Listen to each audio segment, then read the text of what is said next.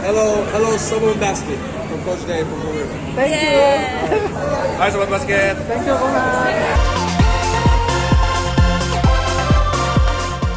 Halo Sobat Basket, di video kali ini gue mau bahas dari IBL minggu ke-8 kemarin. Di minggu ini, beberapa pertandingan yang gue bilang bakal seru, taunya kagak seru. Dan yang gak seru, ternyata malah seru. Cara mengejutkan, Satya Wacana bisa comeback dari Raja Wali Medan. Ada Akim Scott kembali ke IBL, membuat Borneo menang lagi. Safi Salinya bola basket, langsung nyetel nih sama Pelita Jaya. Langsung aja lah kita bahas. Prediksi gue salah satu nih yang menang ada Rans dan Bali United. Yuk kita bahas.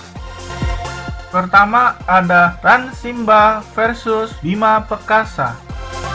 Rans kembali bermain di rumahnya sendiri. Rans benar-benar berbenah setelah dipermalukan 2 kali oleh Raja Wali Medan di minggu lalu. Terlihat Rans para pemain asingnya dipecut abis buat berkontribusi lebih di game ini. Semua pemain asingnya memperoleh double digit poin dan Liberines menjadi penguasa di game ini dengan menciptakan triple double, 24 poin, 13 rebound, dan 11 assist. Wah, terlihat nih udah siap banget buat menjamu Pelita Jaya di hari Sabtu nanti. Gue sih berharapnya bakal jadi pertandingan seru seperti Rans waktu di playoff melawan Pelita Jaya yang ada Akim Scott membuat Pelita Jaya hampir kalah. Itu IBL tahun berapa ya? Buat Sobat Basket yang inget tulis deh di bawah kolom komen ya. Bima Perkasa gue udah yakin banget bakal kalah sama Rans berdasarkan yang gue nonton sebelum-sebelumnya. Tim ini kayaknya nggak mau main, tapi ternyata di game ini Bima Perkasa menjawab, tidak seperti yang gue pikirkan. Bima Perkasa mengambil permainan di babak ketiga dan keempat, membuat Rans hampir saja kalah. Bima Perkasa tampil ngotot saat di paruh kedua, tapi sayangnya lagi-lagi harus menerima kekalahan, yang dimana Devon dengan servis-servisnya untuk Jerome Jordan dan Liberines membuat Bima Perkasa masih belum mampu mengejar Rans, yang artinya berlari. Hahaha,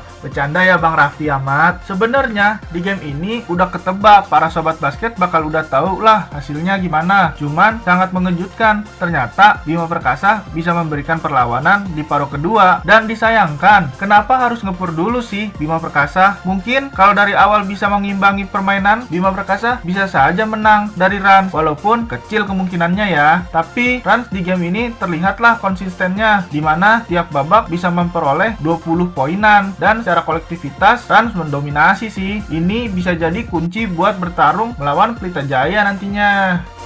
Selanjutnya ada Raja Wali Medan versus Bali United. Raja Wali bermain tanpa pemain andalannya, Quintin Dove, membuat tim ini seperti pincang berjalannya. Bermain menjamu tamu dari Pulau Dewata, Raja Wali Medan harus bermain ekstra. Secara game, Raja Wali Medan tampil meyakinkan di babak pertama dengan penampilan Respati Ragil yang memberikan pengaruh bagi Raja Wali Medan untuk tetap tenang dan berusaha bermain seperti biasanya. Respati Ragil di game ini menjadi penyumbang poin ketiga terbanyak, yaitu 15 poin, dan penampilannya sih yang gue highlight dari 2 game terakhir. Gue lihat udah nyaman dan bermain lepas banget sih buat Raja Wali. Sayangnya Rian tidak dalam performa biasanya, dan Jabari Bird dan Wender Lewis sedikit kesulitan untuk menggendong Raja Wali menaklukkan Bali United. Bali United tidak menyia-nyiakan perjalanan jauhnya untuk bertandang ke Medan. Bener aja Bali United bisa mengambil kemenangan di game ini. Bali United datang dengan full tim dan skuad terbaiknya, membuat Bali United tampil lebih pede dan lebih diunggulkan. Kali ini bergantian. Waktu lawan Satria Muda ada Ken Evak yang bermain sangat menyala, tapi kali ini ada Ken Terglin yang menyala dengan 24 poin dan disusul oleh Ken Evak 23 poin. Game ini menurut gue Bali United udah bermain lebih luas dan bisa membaca dari strategi Raja Wali Medan yang buntu dari shootan 3 poinnya dan tidak bisa mendobrak pertahanan dari Bali United. Raja Wali Medan sangat disayangkan kehilangan pemain pentingnya, yaitu Quintin Dove selama 3 pertandingan yang mungkin akan bermain setelah jeda lebaran, dan All Star itu pun masih harus tidak bermain saat pertandingan pertama setelah jeda.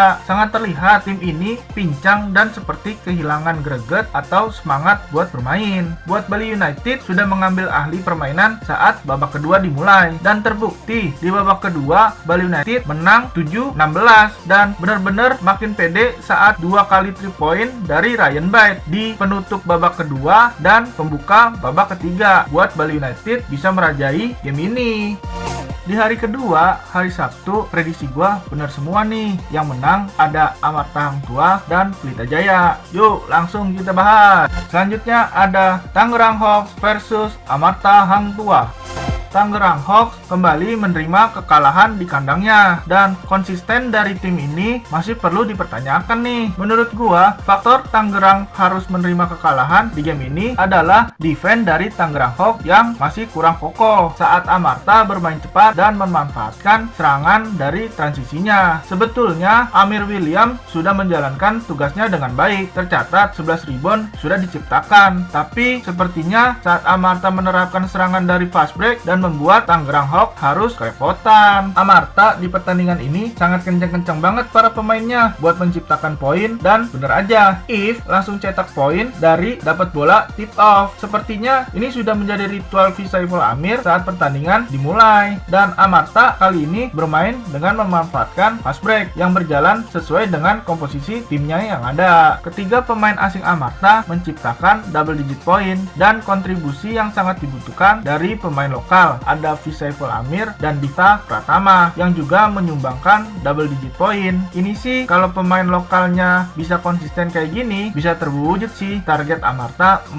besar di musim ini. Balik lagi, ya pemain lokal yang lain juga ikutan patungan poin, assist, atau reboundnya. Di game kali ini, Tangerang dan Amarta sebenarnya sudah menampilkan permainan terbaiknya. Cuman Amarta bisa memanfaatkan celah defense dari Tangerang Hawks dengan fast break, dan benar aja Amarta bisa kantongin 26 poin dari fast breaknya. Tangerang Hawks setelah jeda kemarin baru mengantongin 2 kemenangan saja, dan sebetulnya ada apa ya Tangerang Hawks bisa seperti ini, seperti hilang konsistensinya dan touch bermainnya. Selanjutnya ada Rans Simba versus Pelita Jaya. Rans kembali mengakhiri minggu ini dengan 1-1, yaitu 1 kali menang dan 1 kali kalah, sama seperti di minggu sebelumnya. Rans sedikit keteteran bermain back to back, dan sebetulnya Rans di game ini gua rasa sudah mempersiapkan. Tapi sobat basket, lihat sendiri kemarin, sepertinya Devon harus bisa terus di lapangan supaya Rans bisa tetap menjaga tempo permainan, yang mengakibatkan overheatnya Devon membuat Rans tidak dapat menjalankan sistem yang dibuat oleh Coach Cacing untuk menaklukkan Pelita Jaya. Pelita Jaya datang dengan personil anyarnya dan langsung dicek ombak gimana kemampuannya Justin Brownlee bermain di IBL. Gue rasa Pelita Jaya ini adalah cerminan pemain yang akan diturunkan saat BCL nantinya. Terlihat nih, ini tim udah siap banget dan udah dapet kekompakannya. Terlihat saat melawan Rans kemarin. Justin Brownlee di game pertamanya di IBL langsung mencetakkan 14 poin, 11 rebound, dan 3 assist. Ini jadi stat yang bagus sih menurut gue. Tanpa berlama-lama, pemain naturalisasi Filipina ini bisa klop dengan skema permainan Pelita Jaya. Dan ini kalau kita lihat mirip seperti di sepak bola Indonesia, di mana Safri Salih, pemain Malaysia, bermain di Liga Indonesia. Ya, kita tahu sendiri sepak bola kita waktu itu berbuyutan banget dengan Malaysia, tapi pemain bintang Malaysia mau bermain di Liga Indonesia. Dan dalam bola basket menurut gua hampir sama, di mana Indonesia dan Filipina menjadi musuh berbuyutan di Asia Tenggara, tapi pemain dari Filipina mau bermain di Liga Basket Indonesia. Wah, respect lah buat para pemain dan kedua negara ya. Saat di lapangan mungkin kita lawan, tapi di luar kita teman. Asik. Game kali ini sebetulnya Rans sudah bisa kasih tekanan ke Pelita Jaya di awal-awal laga, tapi memasuki babak kedua terlihat kurang konsentrasinya penampilan dari Rans yang membuat harus tertinggal dan sangat disayangkan. Kenapa Jerome Jordan hanya bermain 7 menitan? Jerome Jordan sebenarnya lumayan bisa beri tekanan di pen area, dan Pelita Jaya berusaha untuk terus tampil solid dan konsisten. Semoga di BCL nanti banyak pemain-pemain lokal yang mendapatkan menit bermain lebih, karena ini bakal jadi pengalaman berharga dan bisa jadi impact besar buat timnas basket Indonesia nantinya. Di hari terakhir, hari Minggu, terjadi kejutan nih. Satya Wacana bisa menang dari Raja Wali Medan, dan Borneo mendapatkan kemenangan ketiganya. Dari prediksi gua, salah satu nih. Yuk, langsung kita bahas. Selanjutnya ada Raja Wali Medan versus Satya Wacana.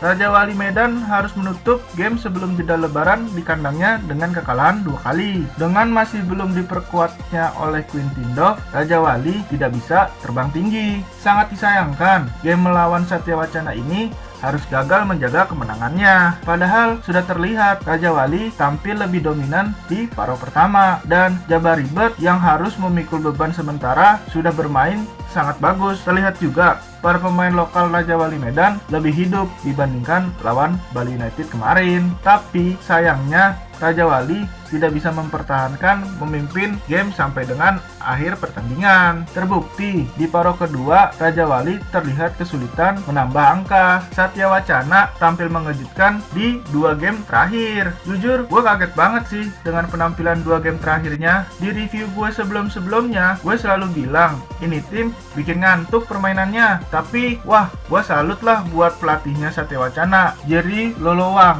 yang bisa membuat perkembangan yang sudah cukup terlihat di 2 game terakhir. Dan gue demen ngelihatnya para pemain lokalnya juga ikut berkembang dalam permainan. Memang harusnya sih kayak gini lah ya. Dan 2 pemain asing dari Satya Wacana, Michael Hand dan Ishak Asad juga lagi oke nih. Jadi gue merasa Ty Robinson sedikit dibagi beban tugasnya, dan kunci dari kemenangan ini Satya Wacana bisa manfaatin turnover dari anak-anak Raja Wali Medan. Ini game mengejutkan sih, Satya Wacana bisa menang. Gua udah yakin banget kalau Raja Wali Medan bisa menang walaupun gak diperkuat Queen Tindov. Ya, secara yang kayaknya gua udah bilang sebelumnya, Satya Wacana kayak gak mau main gitu kelihatannya. Tapi sekarang udah beda bos. Ini sih yang gua harapin juga. Jadi enak ditontonnya. Semoga bisa konsisten lah ya Satya Wacana, dan selamatlah udah dapetin 2 kemenangan di musim ini. Dan buat Raja Wali, semoga tetap bisa redam kekosongan Queen Tindov. Harus tetap bisa kembali konsistensi. Ini tim masih bisa bersaing di papan atas, asalkan tetap solid pastinya.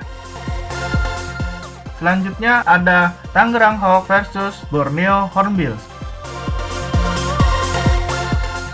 Indomix Arena menjadi saksi 3 kali kekalahan Tangerang Hawks. Tangerang di game ini tampil cukup meyakinkan di awal-awal laga, tapi di babak kedua Borneo bisa mencoba menekan Tangerang Hawks. Dan sebetulnya tidak ada yang buruk dari penampilan Tangerang Hawks di game ini, tapi sangat disayangkan Amir William sudah terlalu dini mendapatkan foul trouble, membuat Coach Joko harus menyimpan Amir William lebih lama. Tapi saat harus diturunkan kembali, tidak beberapa lama harus terkena fall out, dan disinilah kekacauan defense dari Tangerang Hawks yang membuat Borneo bisa leluasa menyerang pertahanan dari Tangerang Hawks. Borneo ini tim melanjutkan tren positifnya, mendapatkan 3 kali kemenangannya. Gue ucapkan selamat dulu lah buat Borneo, akhirnya terlepas dari kekalahan yang selalu menghantui tim ini. Dan di game ini Borneo sudah mendapatkan amunisi baru untuk menambah daya dobrak serangan dan semangat untuk timnya, yaitu mendatangkan Akim Scott.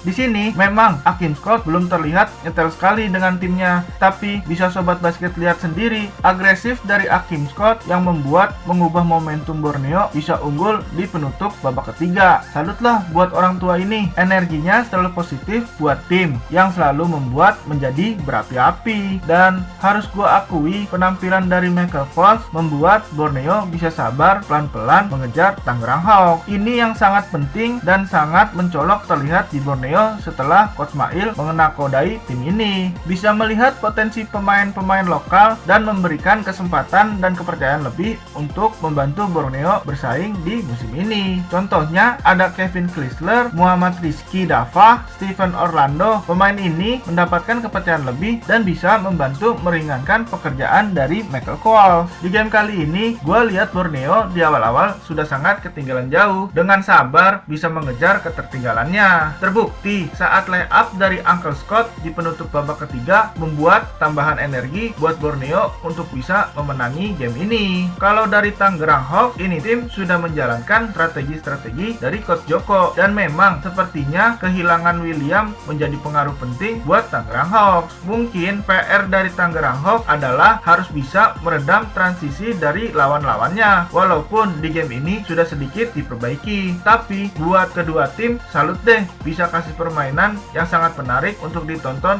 sebelum jeda IBL bulan ini.